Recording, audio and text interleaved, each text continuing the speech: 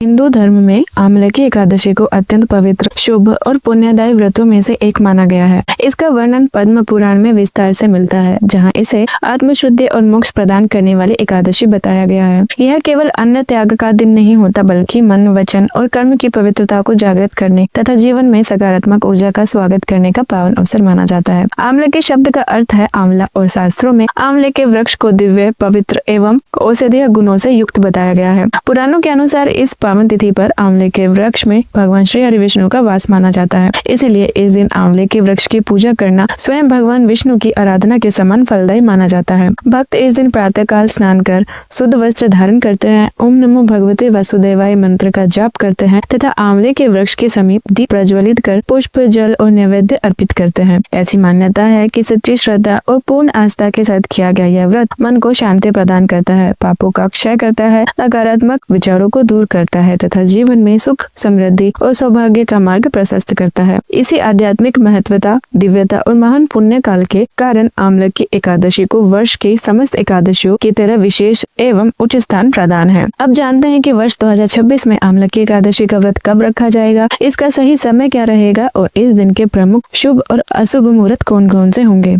जिनका एक भक्त को विशेष रूप से ध्यान रखना चाहिए। वर्ष 2026 में आमलकी एकादशी का व्रत 27 फरवरी शुक्रवार को रखा जाएगा, जो फाल्गुन मास के शुक्ल पक्ष की अत्यंत पवित्र और पुण्यदायी तिथि मानी जाती है। एकादशी तिथि का आरंभ इस दिन 26 फरवरी की रात्रि 12:33 से होगा और यह तिथि 27 फरवरी की रात्रि 10:32 तक रहेगी। इसी पावन अवधि के भीतर श्रद्धा, नियम और पूर्ण आस्था के साथ व्रत रखने का विशेष महत्व बताया गया है, क्योंकि शास्त्रों के अनुसार तिथि का प्रभाव ही व्रत की शक्ति को पूर्णतः प्रदान करता है। व्रत का पारण अर्थात व्रत खोलने का समय द्वादशी के दिन यानी 28 फरवरी की प्रातः 6:47 से 9:06 तक रहेगा और इसी समय भगवान विष्णु का स्मरण करते हुए व्रत खोलना श्रेष्ठ तथा फलदायी माना जाता है। कहा जाता है कि पारण का सही समय केवल शरीर को आहार देने का क्षण नहीं होता, बल्कि यह उस संकल्प की पूर्णता का भी प्रतीक होता है जो भक्त ने एक दिन पूर्व भगवान के समक्ष लिया था। अब जान लेते हैं कि पंचांग के अनुसार एकादशी के अन्य मुहूर्त कौन कौन से होंगे, जिनका ध्यान आपको रखना है। प्रातःकाल ब्रह्म मुहूर्त विशेष रूप से साधना, जप, ध्यान और स्नान के लिए अत्यंत शुभ माना जाता है।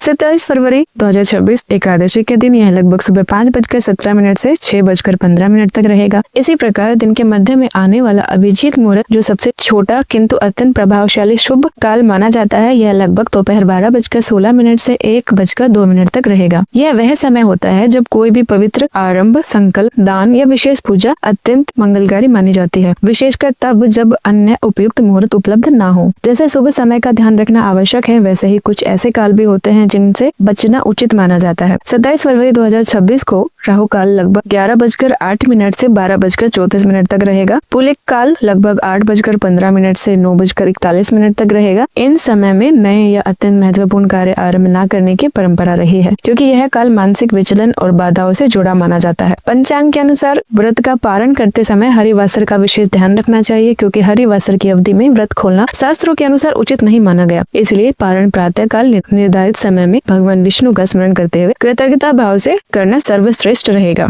इस प्रकार जब भक्त सही तिथि, उचित समय और शुभ अशुभ मुहूर्तों को ध्यान रखते हुए आमलकी एकादशी का व्रत करता है, तब यह व्रत केवल एक धार्मिक परंपरा भर नहीं रह जाता, बल्कि मन, वचन और कर्म की शुद्धि का एक दिव्य माध्यम बन जाता है, जो जीवन में शांति, सकारात्मकता, सौभाग्य और आध्यात्मिक उन्नति का मार्ग प्रशस्त करता है। लेकिन आमलकी एकादशी का व्रत सही विधि से कैसे रखा जाए, इस दिन क्या करना चाहिए और किन बातों से बचना चाहिए और इसकी पौराणिक कथा हमें कौन कौन से दिव्य संदेश देती है, यह जानना भी उतना ही आवश्यक है। इसलिए अगली वीडियो में हम आपके लिए लेकर आएंगे आमलकी एकादशी की संपूर्ण व्रत विधि, साथ ही उससे जुड़ी वह पवित्र कथा जो केवल एक कहानी नहीं बल्कि जीवन को दिशा देने वाला आध्यात्मिक संदेश है। तो जुड़े रहिए हमारे साथ, क्योंकि अगली जानकारी न केवल आपके व्रत को सफल और पूर्ण बनाएगी, बल्कि आपकी भक्ति को और भी गहरा, शुद्ध और सार्थक कर देगी। यदि आपको यह जानकारी लाभदायक लगी हो तो वीडियो को लाइक जरूर कीजिएगा, चैनल को सब्सक्राइब करना ना भूलें और कमेंट में एक बार प्रेम से राधे राधे अवश्य लिखें। इसी दिव्य भावना के साथ यह वीडियो समाप्त होती है। राधे राधे।